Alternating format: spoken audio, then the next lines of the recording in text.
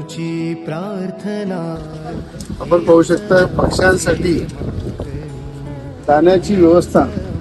युवासेना पार्टीच्या वतीने संपूर्ण नगरसेवकांना सुद्धा जबाबदारी दिलेली आहे की युवासेना पार्टीच्या वतीने प्रत्येक एरियामध्ये जाऊन अशा प्रकारे पक्षांसाठी या मुलाचा तडाखा पाहून या ठिकाणी युवासेना पार्टीने हे पाऊल उचललं आहे की 1000 पेक्षा जास्त असे आम्ही प्रत्येक पक्षासाठी एरियामध्ये